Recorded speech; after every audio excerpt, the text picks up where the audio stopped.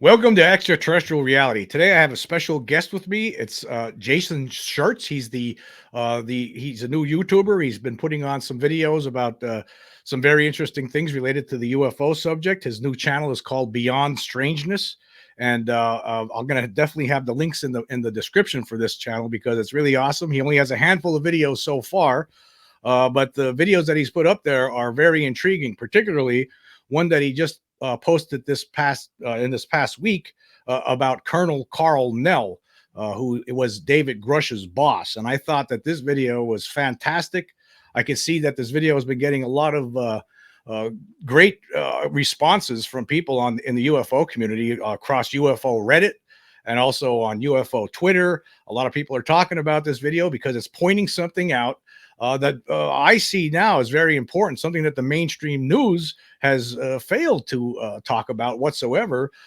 Particularly, it's strange because this guy is an incredible background, and he is David Grusch's boss. He was David Grusch's boss in the Pentagon, and this guy has an incredible background. And if it wasn't for Jason Shurtz here from Oregon and his new YouTube channel talking about it, we wouldn't be talking about it right now. Thanks a lot for coming on the show, Jason. I really appreciate it. Hey, thanks for having me, Jim. Super grateful to be here, and thank you to the community for giving me such a warm welcome on kind of my freshman releases on this subject. Yeah, I mean, I somehow that video was recommended to me, and I watched it just a few days ago, and I contacted you immediately right after I watched it. I thought this is awesome, and this is important, and it's something like you point out in this video that you put together. And of course, I'll have the link below. And we're going to play a snip here in a minute from it, and it was just incredible. And it was well, I guess before we even get into that, this is something that you must have noticed and realized that nobody's talking about this, and this is important. What happened? Yeah, so I'm just like you and anybody else watching this. I'm part of this community, and I've been following this subject for a long time. And it's just there's just things that I notice as I'm following this topic that kind of make my ears perk up, like, what's that all about? Why is nobody really picking up on that? And this was one that, I got to give credit to the Reddit boards. Like, it kind of bounced around on there. And, so master sleuths on those boards, and just dug into it and was really like, wow, why the hell is nobody, talking about this?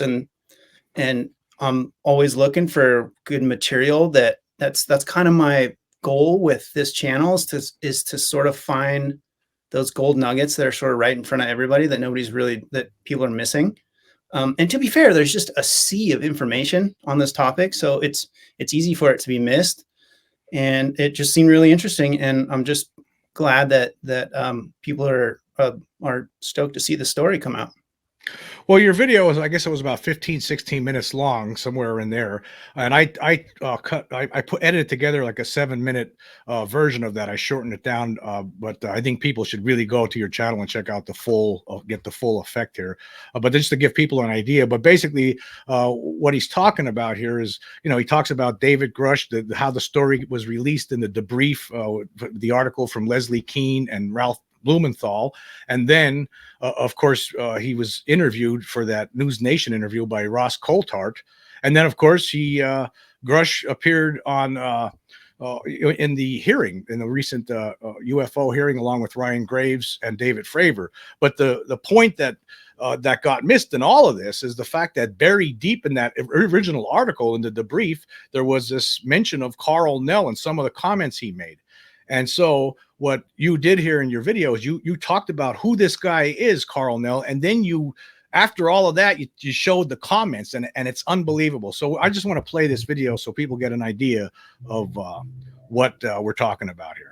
You may not know or have heard of retired Army Colonel Karl Nell. The truth is that since his show-stopping statements in the previously mentioned Debrief article, he's gone almost completely off the radar. But luckily, who he is and what he said is on the record. And despite how short it was, it's something that every major news source should be beating down his door to get a follow-up quote and clarify the details of his statement.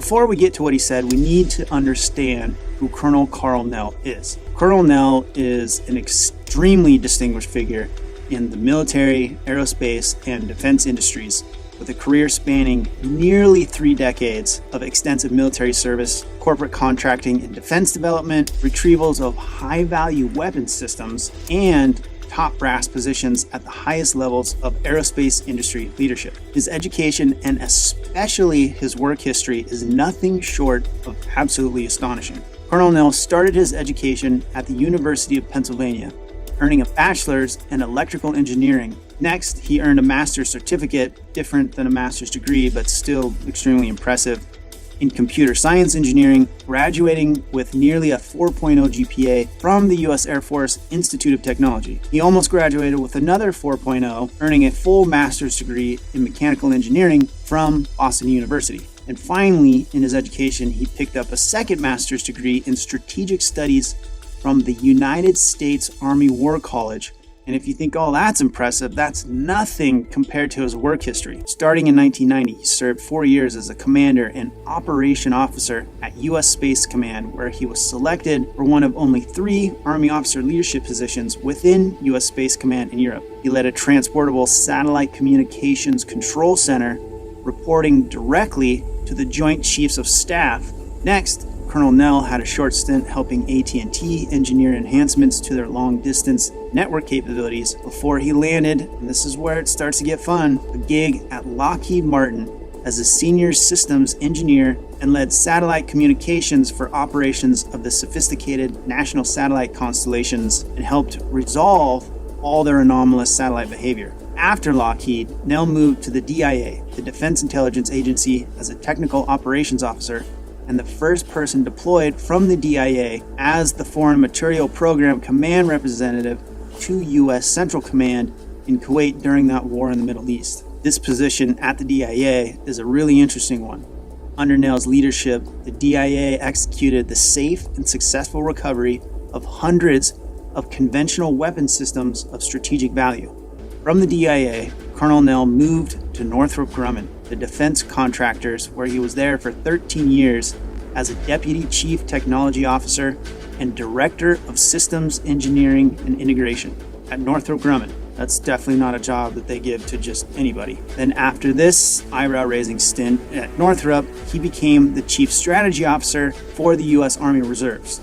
From there, in 2015, Colonel Nell had a short stint as the VP and General Manager of ENSCO Inc.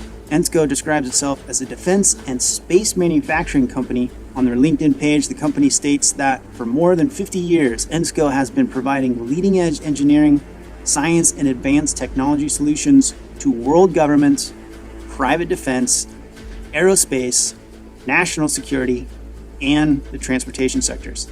And while at this post at ENSCO, Colonel Nell led a geographically dispersed R&D division of 100 employees that provided disruptive technology solutions to the Air Force Technical Application Center, Department of Homeland Security, the National Defense Threat Reduction Agency, the FBI, the Pentagon Forces Protection Agency, and other elite national security strategy clients. So after these assignments, while he was at ENSCO, Nell became the Deputy Chief Operating Officer and Director of Special Programs for U.S. Africa Command, which is one of 11 Department of Defense combat command locations on the African continent. He was also selected by appointed officials to serve in the office of the Secretary of Defense. For the past 5 years or so, Colonel Nell has served as the Modernization Officer to Vice Chief of Staff of the Army and was the key contributor to the most significant Army reorganization since 1973.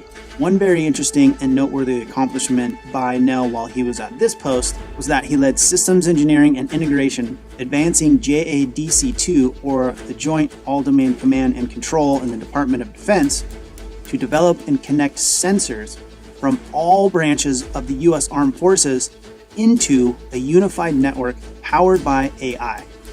Branches include Air Force, Army, Marine Corps, Navy, and the Space Force. Think about that system. He led a team that built and integrated a connected world monitoring sensor system for all branches of the U.S. Armed Forces. Colonel Nell collaborated and worked with Office of Secretary of Defense, DARPA, the NRO advised the U.S. Air Force Rapid Capabilities Office that accelerates development, acquisition, and application of critical combat muscle for the U.S. Air Force, and the Space Security Defense Program.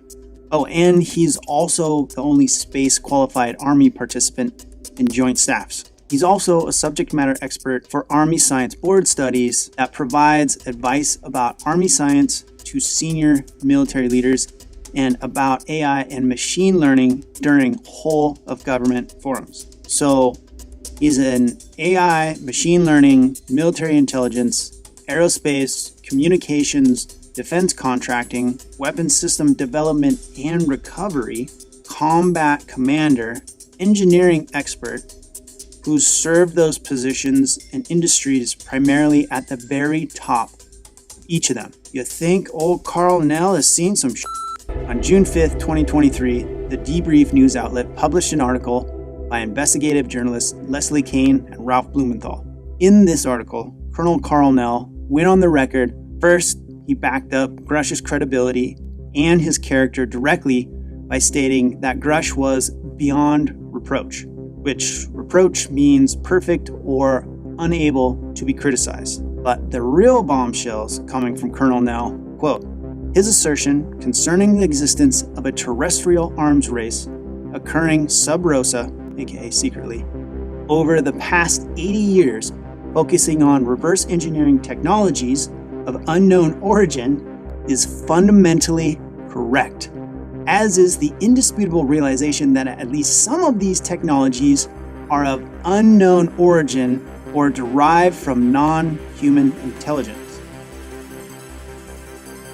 Holy shit. Why is no one following up on this? That was great. Very well put together video too. I must compliment you on your editing skills. That was very nice. Nice combination of music and narration, and you made some great points. But I guess that's the big question: why? Why is not the mainstream news following up on this? I mean, you laid it out for them, and nobody in these big newspapers or cable news channels have felt it was necessary to find out who Karl Nell is. Yeah, I mean, I can only speculate. I sort of just shortly after that talk about the mainstream media is sort of bought and paid for, and it's sort of steered from the top into specific topics, and so I mean, but that's the exciting thing about 2023 and where we're at in sort of just independent publishers like you and me, is like we have an ability to have a platform to get stories out that in the past, in decades past, if you weren't in those mainstream channels, it's basically impossible to get anything out. So it's it just got to give credit to the modern times and the tools that we have to be able to get cool stories that should be heard out there. Well, I mean, this is a really extremely cool story. As I guess the whole thing is with a breathtaking background like that, and the fact that he's making these statements. I mean, he's basically corroborating everything that Grush is saying. I mean, isn't he the same thing as? I mean, he's blowing the whistle too, but yet there's really not that much attention on him as there has been on Grush. Yeah. And it's been pointed out, there's a little bit of technicality in this thumbnail, really, in what I did, a little bit of YouTube magic that technically Grush's direct boss was Jay Stratton, but Nell is a ranking senior officer above him. And my dad was career military. He retired from U.S. Air Force as a colonel, and he always said that anybody above you in rank is your boss. So I know people have kind of parsed that and like, he wasn't his boss. It's like, yeah, but they worked together and he was a senior officer. He basically was his boss.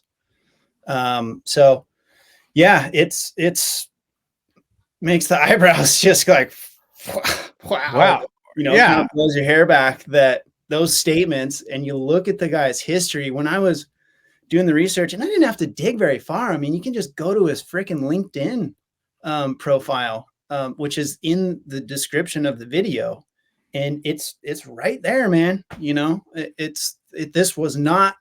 I didn't have to dig very far to find all this stuff, basically. And most of the work on this was just putting it together in a cool story in a way that people would pay attention to it. So yeah, it's a head scratcher that it was kind of missed. And if you, in the context of that article, you know, the stuff that Grush is saying, that's the bulk of what is said. And he says a lot of wild stuff. The other character, I'm blanking at the moment, that was co-mentioned along with, oh man, sorry, I'm blanking right now. It's a pseudonym for another intelligence insider that also made some statements. And the reason I didn't put that in this piece is that I couldn't verify because of the pseudonym, Right. Who his actual identity and some of the stuff, and some of the other, you know, people in this community might have that information. But this is a passion project, and so I'm limited in my time, and I did what I could to put the information in there. And this was just immense amount of info just with Nell, so I just ran the story with that. Well, you know, I think is interesting too is the idea here. You point this out a lot. There's actually more of this video that's wasn't contained in that snip where you're talking about the mainstream media. You do put a focus on that, and it seems to me. I mean, you look at the situation here. Ralph Blumenthal and Leslie Kean, who, by the way, I have to say are probably the most respected reporters at this point in this UFO community. They were the ones responsible for that initial 2017 New York Times article. And here, when they came out with this article, if you remember correctly, the New York Times, they thought about it, but then didn't do it. The Washington Post, they didn't want to touch it. So it ended up in the Debrief. And you have to wonder, was it the combination of, now looking back at it, was the combination of Grush's comments and the insertion of Karl Nell in there? Because really, it's a done deal, really, when you're hearing Grush talking like he said the things he's saying yes, there's a reverse engineering crash retrieval program, and this guy here who has an incredible background is in that same article stating yes, he's beyond reproach, and he's telling the truth, and that yes, he's right, that he's fundamentally correct. Right. So you have that might have been too much for the establishment, because, you know, New York Post or New York Times and Washington Post, amongst all the cable news channels, they're all part of the establishment.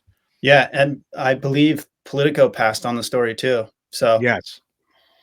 And is it the New York Times? I believe Blumenthal was on payroll as one of their journalists. So, you know, it's not like they didn't have the connections to get this in front of the people, and it went to the top and they said no. So it's just kind of a head scratcher, you know. I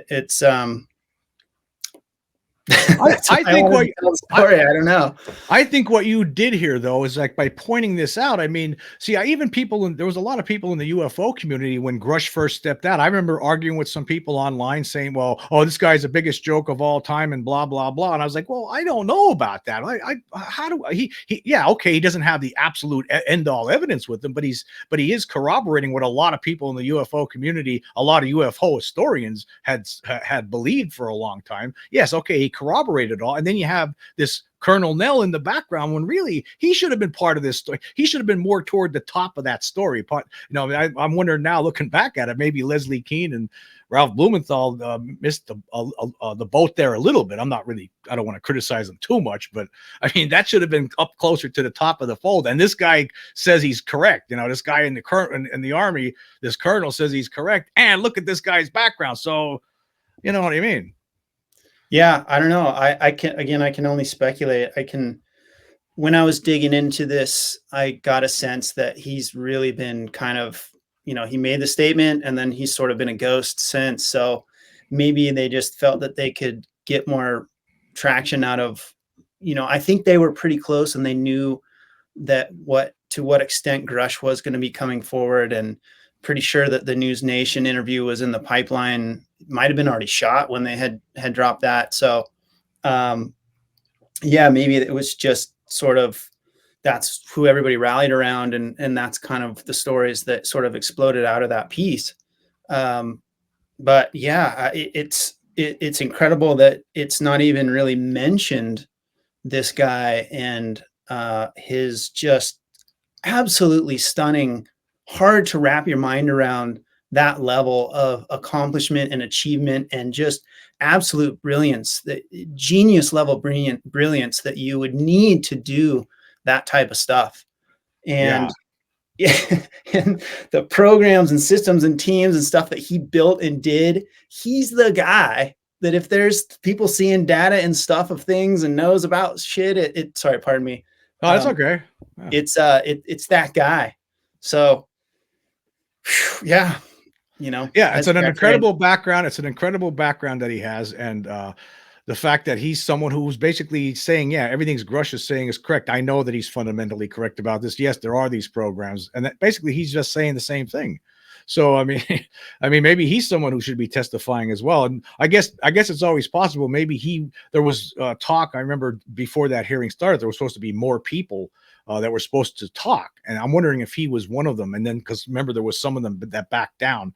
I actually heard that some people suggest that maybe Karl Nell may have been one of them. I heard that too. I've also heard. I've been drinking from a fire hose since this last Saturday, like just from interacting with people with these videos, and then just continuing to do my work that I'm doing on the next pieces. I believe I heard that someone who was recently saw Ross Coulthart speak down in Australia at an event, and he had mentioned that Karl Nell was somebody to keep an eye on soon that's coming up. So, I mean, if he was kind of doing a soft open for something more substantial down the road, a piece like that was a great way to do it. And, well, this does to me. I mean, when you consider like what's the information with relation to Karl Nell at this point in time, I mean, it's starting to feel in a way that I'm feeling back to the slow disclosure that I felt before. Like I felt like, it seems that there is a force within the Pentagon that doesn't want this truth to be known. There's most certainly something. Absolutely. But at the same time, you could feel, the idea that there are some people. This guy is on top of the food chain in the Pentagon. I mean, what an unbelievable career. So there are obviously, yeah, unreal. Yeah. So obviously there has to be, he is one of the elements within that Pentagon, I believe, who knows about this and wants that truth to come out. I don't know if there's most certainly people he's fighting with and we don't know about. We don't know who these people are. Yeah, right. And again, it's, we kind of just speculate from the sidelines, and we try to put together a bigger picture from just breadcrumbs that kind of fall from the dinner table above us that we can't get a seat at. So I mean, I wouldn't be surprised if he's one of the main guys that's sort of fighting the good fight. But exciting times, like I'm sure we've been following this for a long time. And ever since that 17 article, it definitely feels like that's broken the floodgates. And I still think we're a little ways off from a real hard acknowledgement disclosure type. I like what Bryce Zabel has said and Ross Coulthart on their Need to Know podcast of we don't need to see the whole story, but just give a little bit of acknowledgement about it, and you've been following it a long time. It's like, this is definitely the most momentum in terms of legitimacy on this topic in my lifetime for sure. And it's just, I'm just glad to help be pushing on that dam. Yeah, I actually always say that too. I think more people need to be doing what we're doing right this minute. I mean, from my viewpoint, it's been for a long time now. It's like, this is so obvious to me. I mean, why are we pretending this isn't real? And this is the things we have to do to actually finally break that dam, like you said, like you were saying. So we have to talk about it. I feel like I need to talk about it because it's just it's an injustice in my mind that the human race is being stunted, knowledge is being stunted because of this cover up, and it's time to come clean. It's understandable, big, huge energy potential, and you can open a can of worms and dive into that of who's behind that and why and all kinds of stuff. But yeah, it's exciting times, but I also think people have to have patience around this. There's just certain people that follow this subject that it doesn't matter what they see, what they hear, until they can kick the tires on one of these things, or they see the aliens land on the White House front lawn and walk out and shake the president's hand and have a press release right there, it's just not going to be real for them. And that's fine. But I think it's really important work that like you do with this podcast in terms of just getting this information out into the general public and the general consciousness. I think that helps. So anybody that's just watching this, you're helping by just simply absorbing this information, because you will help down the road, in a few weeks, a few months, a few years, you'll have a conversation about this with somebody and you might open someone's mind. So just by simply listening to and sort of consuming this topic, I think helps. Yeah, that's a great point. It does. I think it does. And actually, there are more people, if they feel like they could do this, they should do it too, is create their own shows and Absolutely. Because a lot of times, like you came, I think, you came up with your show, this new show, Beyond Strangeness on YouTube. I think it's great. But you came out and that was a grand slam you hit. I mean, that video about this guy, Karl Nell, it's just, to me, it's a grand slam. You're making a point. This must have been something that you were thinking about. I got to get this information out. And here you did it. And and you did it in a great way. You edited it together. And now the world is more aware of this now. It's moving the conversation. That's how I look at this. Yeah. Thank you for that. It's this digital media stuff and video making and all that kind of thing is what I do in my day job. Right. So I've been doing this for a long time. I've been on YouTube for 10, 12, 13, 12 years, something like that. So I didn't just I did get lucky, and it's, grateful and a little mini viral success, and I'm super stoked. But I know there's so much more that I want to do, and there's so many more stories, and there's so much there. It's a little bump of success, and I'm super stoked and grateful, but there's a long way to go and there's a lot of work to do still. So, but yeah, totally. And to your point earlier, of getting involved with this, I read a comment of somebody who's like, I'm jealous that this is what you're doing. And I'm like, dude, I'm only 3 videos in on this thing. Like, if you feel motivated and you want to make content about this or any subject, you should 100% do it. Especially if you feel like it can help. Like, one of the reasons I chose this topic to start this channel is that for me, it's something that's important. And I feel like I'm contributing to society. I feel like I'm helping mankind in some small way by opening eyes and minds, because I really think this is the biggest story in human history.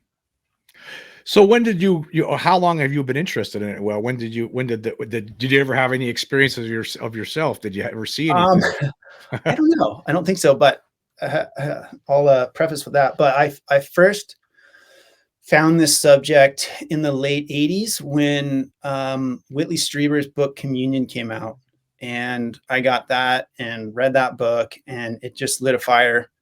And I've followed it ever since. And really, since, it was kind of off and on, stop, start, read a book here and there. But ever since the 2017 New York Times article, I've really dove back into it, and it really caught my attention. And as I was coming up with concepts for this channel, it, because I've been on YouTube for a long time, and this was felt like it ticked all those boxes of, it's something that I'm interested and passionate about. I feel like it's contributing and helping just open minds that will be beneficial to our species. And I'm just really grateful for this early feedback from the community that there's they're stoked to hear this stuff. So we were talking about readings, like we were talking earlier too, about you reading books. Like you read Whitley Strieber's. Sorry, I tangented there a little bit. But I'm just talk about the importance of reading. I think that's something important too, as well. That people need to read more books about this. Totally, yeah, and you can tell when you engage with this community, and you can see the people that are brand new and they're very excited. And then there's those that are kind of on the fences, and they'll make comments that if you just do some homework, you would answer your own questions. And it's one of those things where I think the popularity of it has brought a lot of people to it, and which is great, right? Phenomenal. The more people that get interested in the subject, the better. but I think they're just looking for an immediate smoking gun of, they want to see the end all be all picture video. They want to kick the tires. And what they don't understand is the machine that's behind this, that's keeping that from happening, is the most diabolical thing in human history, in my opinion. And so they don't understand why it's not just like an instant fix, especially with today's day and age and these things, the way that we're used to getting that.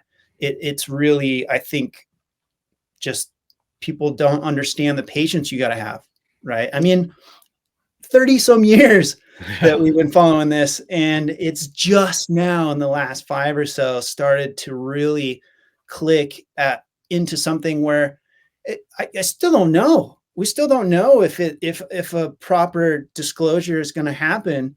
It feels closer than it's ever been, but I mean, this machine behind this thing is just unbelievable.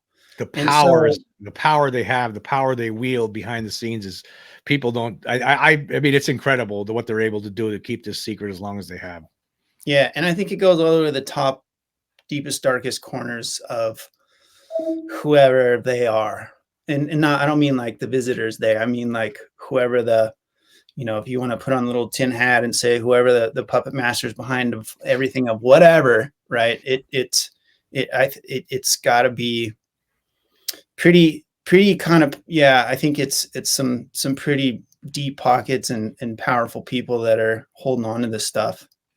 I think it's like what Grush talked about, a Cold War that's ongoing right now. I mean, a Cold War between different nations, and they're trying to all reverse engineer this stuff. And that's why they're all keeping quiet about it, because they don't want to show any hand whatsoever on this. And that's what I mean. And he says it. And again, Karl Nell stands behind him 100%. So I'm starting to, it must be true, right? Yeah. There's definitely something. And I don't know, I don't try to postulate that I know what that something is, but there's something there. There's something that's interacting with our species, with our planet. And the more you kind of go down this rabbit hole, the more that it seems like it might be not just one something, there might be a couple somethings. And some of the more exciting stuff for me lately is that this has gone from little green or gray men in flying saucers to this is a little more layered than that. This starts to get into the consciousness stuff. And I know the people that are kind of new to this don't really, and some people just don't want to go there. They want to keep it nuts and bolts, which I think part of it totally is. But you can't deny the fact that there's also this element of this that's just like Jedi shit, that it's really, really crazy. And especially when you hear the people that are kind of seem to be on the cutting edge of knowing sort of a little bit more than like me and you might know. And this sort of idea keeps popping up. One of the main observables of high strangeness, which is where I got the strangeness for the name of this channel, has to do with just odd interactions and people not remembering stuff and not being in full capacity of their thought processes during this. Again, recently, Ross Coulthart's been talking about the sixth observable, which is directly, he's talking about this consciousness stuff. So that stuff's really cool. And I think that's sort of where, in my mind, the next evolutionary step for our species is going to be in that kind of direction, is moving beyond our straight physical parameters and being able to start to use the stuff up here that, that they don't completely know everything how it works up there, right? The idea of, and I don't want to step into stuff that's not my expertise, but, just that whole element of it is fascinating to me. And I want to get there and talk about that, but there's definitely some other more just straightforward stories like this that can kind of like blow your head off before we even get into some of the more esoteric things.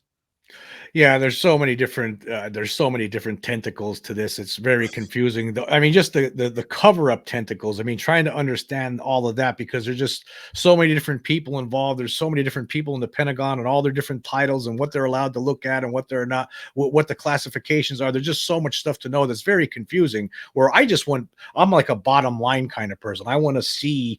I just want to know the truth. I want the world to know the truth. I already know the truth, right? I want the rest of the world to know the truth, and I want the scientific community, most of all, to know what's going on and not look at this like it's a joke anymore. That's the biggest reason I would like to see disclosure.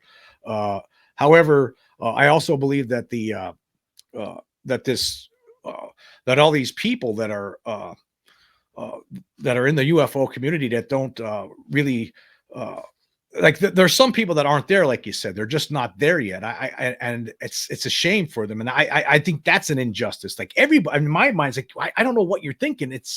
You need to do some more research or something. And maybe it's because I benefit from having my own experiences, but I know that there's something here, even if I didn't have those. I mean, there's enough stuff out there to tell you that there's something going on here, that there's a cover up, there's an extraterrestrial presence. And no one in the mainstream media seems to want to do anything about that. And they don't want to educate the public on this. They don't even want to even educate themselves. And they still treat it like a joke, as far as I'm concerned. Yeah. And to kind of circle back around your point with books, I mean, it's there. When you hear people say there's no evidence, it's like, man, crack a book. It is all over the place. And that's where I get most of my stories. I mean, this one was one where I was kind of just paying attention to the community, and it brought my attention around to really focus on it. But I have a huge list of episodes that I want to make, and they're mostly from just various books that I've read. And there's so much incredible detail and so much incredible stories that are coming from, and I like to focus on the most credible witnesses, military pilots, commercial pilots, those people that are trained observers, and stuff that's backed up by corroborated data, radar tracks, all that kind of stuff that you just, you can't say like, oh, it's a psyop. It's like, no, dude, go look at the information, man. So, and it's hard because there is this tentacle of disinformation that's wrapped around it that does have a crazy psyop or whatever the hell you want to call it. So it's such a giant hairy ball monster, this whole topic, that it's one of those ones that the more you kind of look into it, the deeper the rabbit hole goes, and it seems like the less you know. And it really does take an obsessive sort of mind to really start to figure it out. And so I get why people want to just be spoon-fed it. But I just want to encourage people to just kind of be patient about it, and be healthily skeptical too, right? Well, don't just openly take right. any story as legit. There's a lot of crap out there, and just be curious and know that I think wheels are turning. Well, what you were just saying about some people wanting to be spoon-fed, I think that could be true too. I mean, it seems like to me, maybe that's one of the issues here, is that maybe a majority of the human race at this time just unconsciously does not want to accept this right now, and they're just ignoring it. They just don't want to. I don't want to go there right now. They're not doing it consciously, but it's just something unconsciously. And there's some of us that are trying to change that. Maybe that's what's happening here. I don't know. Well, I think, let's say, for example, tomorrow, Biden comes out on the front lawn. He says, ladies and gentlemen, we have aliens here. They've been visiting us for millennia. They're part of blah, blah, blah. And here's what they're going. This is their leader from wherever, and he'd like to introduce himself. Do you think that maybe for a day, but after that, if you're going to go like, boss, I can't come into work, the aliens are here, he's going to be like, yeah, right, get your butt in here or you're fired. Like, people still have to, life goes on. People have to take the kids to school. People have to go to work. People have to pay bills. They have to pay rent. So I understand that life doesn't allow everyone time to maybe completely immerse themselves in this subject. And so they're just trying to pick up bits and pieces of breadcrumbs and bits and pieces and figure out what's going on. And so I understand why someone would want to just kind of be, just give me the damn truth, man. Tell me what the hell is going on. and so it's hard to tell people that are genuinely interested to be patient when it's going to take a while. But I mean, life goes on, and that's where I mean, it'll be curious, and maybe that's part of the dance of what they're trying to figure out, if there's something that's inevitably going to be brought forward. Like, I'm sure a huge part of that is like, how do we fit this into keeping everything on the rails? Because people still got to go to work. People still got to, everything still has to function in day-to-day life. So I can only imagine being someone in the know on this stuff and trying to figure out that's got to be a massive problem of like, how do we bring this out, and it kind of seems like that's sort of part of the process. So yeah, you make a good point here. Like I feel like I'm one of these people like whose patience is limited. I mean, actually I lost my patience. I wish we would have came clean a long time ago. Right. However, but that doesn't make me right. It could be that we need to do it this way because maybe there are people out there, if they're just not ready. They just even haven't considered the implications. And when it does finally happen, if you were all of a sudden just be thrown all of this all at once, all of a sudden all those implications that a lot of us who studied this for decades, right, that we've already went through in our minds, all of those implications are going to hit these people all at once and crush them. Oh my God, they could be abducting us. They could be doing this. They could be doing that. They could be responsible for cattle mutilations. All of it's true. Right. Because all of these things that I'm already there. I've already accepted all of that. Yeah. And the term ontological shock gets thrown around, but I think, it's pretty spot on that I think there will be certain people that are just going to probably have mental cracks about it. But I generally think because our species has gone through tragedy and just massive upheaval in the past. And I don't think it'll be that catastrophic, I hope. And so I think that the way I look at it is the people that know about this secret are humans just like you and I. So if they know, why would we have any sort of biological reason to not be able to process that same information? We don't. Right. There isn't. So I get the point that I think it's an excuse. I think I kind of call bullshit that it's sort of an excuse of that's why they haven't told us. I don't buy that. I think this has been kept in dark corners and secret caverns and whatever for very specific reason. It's not because they're worried about Orson Welles' kind of event sort of. I don't buy that. I think people can handle the truth. Whatever excuses they may have come up with or they give us as to why this has been kept in the dark for 80 years is just kind of hogwash. So, we're all the same human being. And so like, if they know, we can know, and they should let us know. It's like you see how many times over the decades have I seen like interviews with people, who just saw talking about a UFO that they saw on TV, and I never believed in this stuff before, but I believe it now, and they're okay. I mean, they're dealing with it. I think everybody else could deal with it too. It's just an excuse. But that's what they might be thinking. They may have convinced themselves, oh, I think there's going to be panic or something like that, just so they don't have to reveal the truth. And it probably just boils down to these reverse engineering aspects. It's more about that than it is about telling the human race the truth about this. I mean, most people, if you listen to stories of accounts, it changes their lives for the better. Yeah. Right. Even people that have PTSD from serious abduction stuff. I mean, it's still, I can only speculate, but it seems like that is an extremely paradigm shattering, challenging experience. But for the most part, from what I've read and from what I've researched, it's something that once they can kind of come to grips with it, which doesn't seem to take very long, then it's this positive thing. I don't want to speak for anybody, and I know that that's not always the case, but for the most part, it seems like cool. We move on, and we can take this as a species, right? And the excuse of keeping it from us because we're all just going to run around like chickens with our heads cut off is bullshit.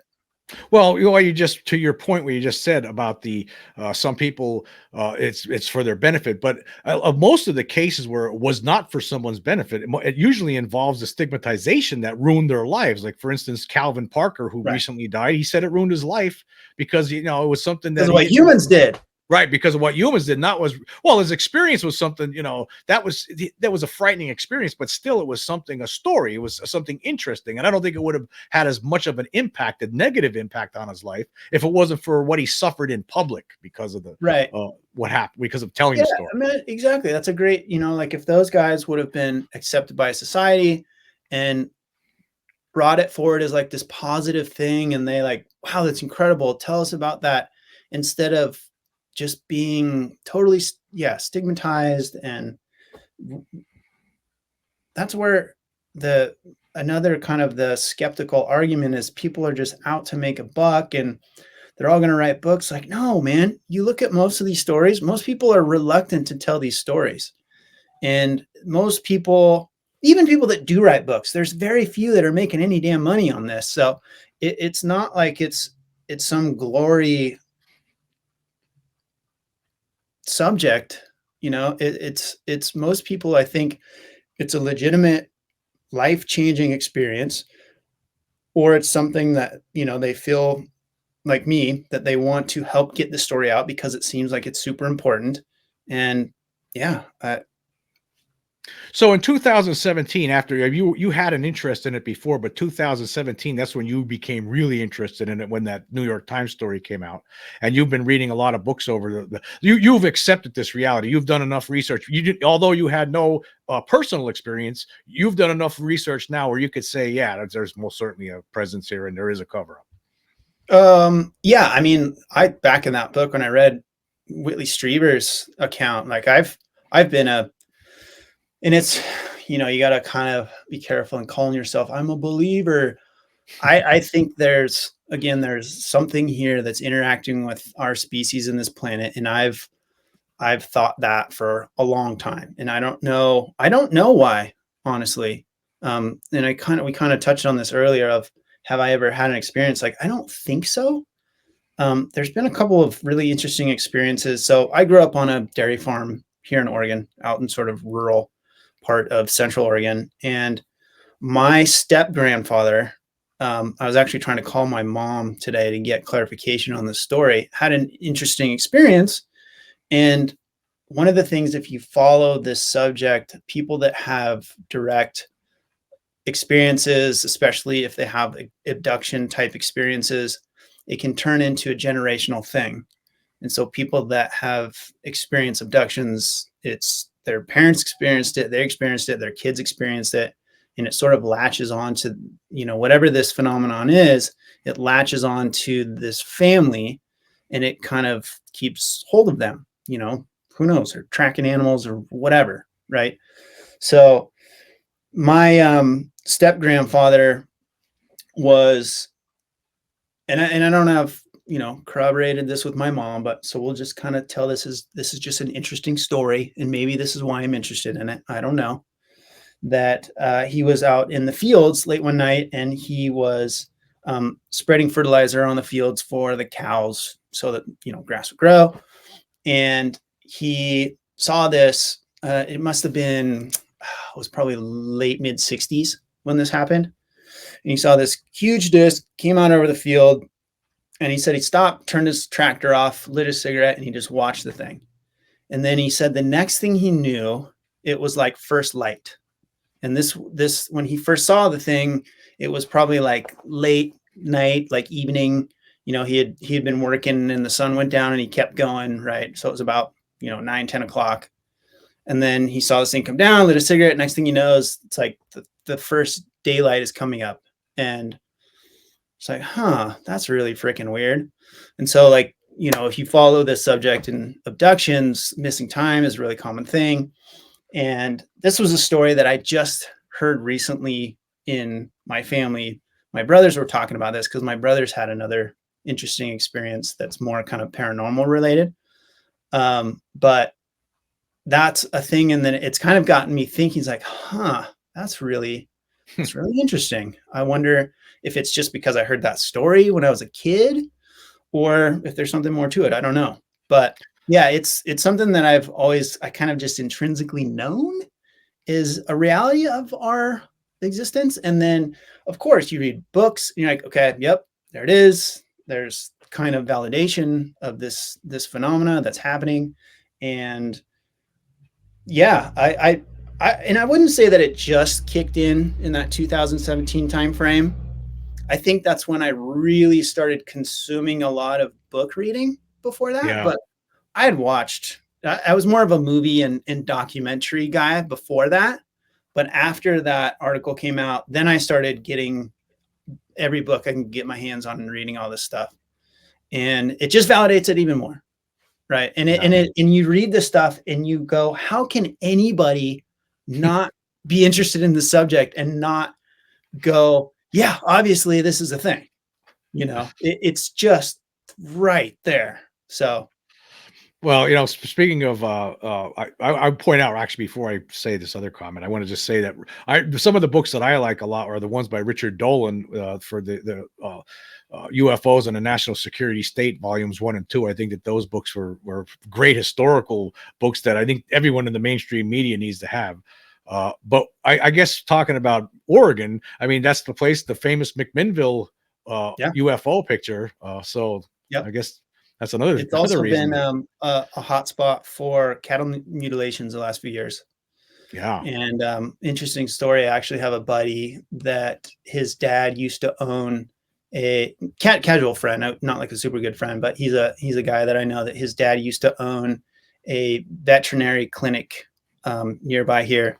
And I recently reached out to him to ask him if if his dad's had any like mutilation experiences that he couldn't really explain, because it's sort of a subject that I'm looking at for an episode. And I kind of concurrently research stuff as I'm building these. And I was looking into cattle stuff, and it was interesting to realize that, and of course it makes sense, but veterinarians don't want to touch this subject a lot because it's not a win-win for anybody. And so they kind of just don't want to go there with it for whatever reason. And so I reached out to my buddy to ask him that, and he hasn't gotten back to me yet. But yeah, it's definitely a hot, or from what I've seen in just kind of early days of the research on this episode that I would like to put out, that Oregon has been kind of a hot spot. And I'd love to try to figure out a way to kind of look that up better. Again, this is basically a side project in my life, so I don't have all day, every day to kind of just dig into this stuff. So if anybody's watching this and you have connections or know anywhere to look up good cattle mutilation stuff or connections in Oregon specifically, I'd love to be able to get on site somewhere out here. But anyway, yeah, it's I'm already looking forward to that. After that, the video we're talking about here today, the Karl Nell video, I'm really looking forward to this video that you're planning on cattle mutilation. I'm sure that's going to be excellent. So I guess someday, yes. And Dolan, while you brought up Dolan, we'll shout him out. I think he's a preeminent, basically UFO historian on the subject. And definitely, if you don't know where to start with books, his are great. I love, I flash this in the videos, of course, but this is one of my favorites by Leslie Kean. Oh, yes. This one's phenomenal because it just talks about, those credible witnesses, generals, pilots, government officials, commercial pilots, corroborated evidence. That's a great one to check out. So the UFOs by Leslie Kean. Yes. Yep.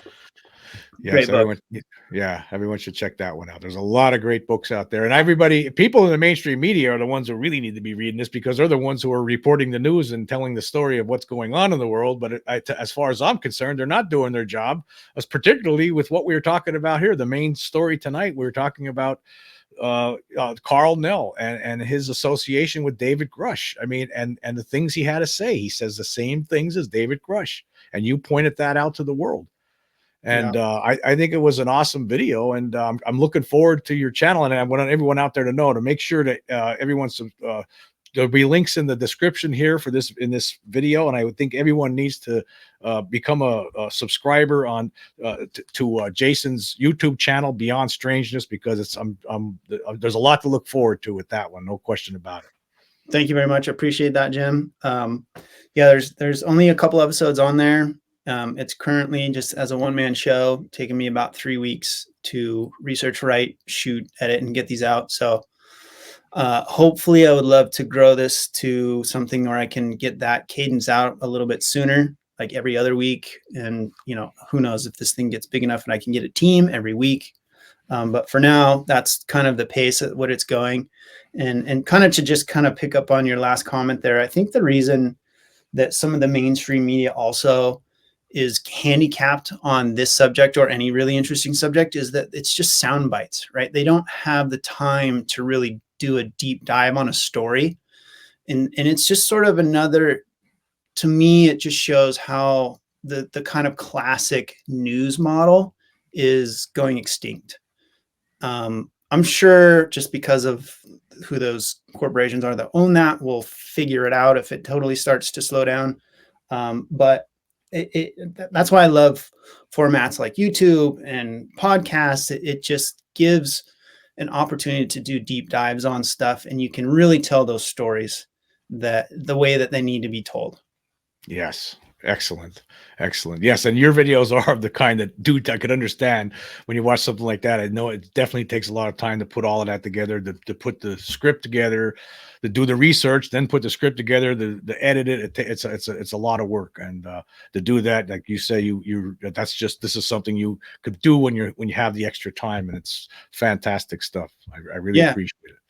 Thank you. And if I can put a small plug out there, if you're interested in, I'm currently putting out little feelers for anybody that might want to get involved in the project. It's really early days and I can't really pay anybody anything yet. But writers, researchers, and video editors, give me a call. My email is, if you go down there and find it, it's in the video descriptions.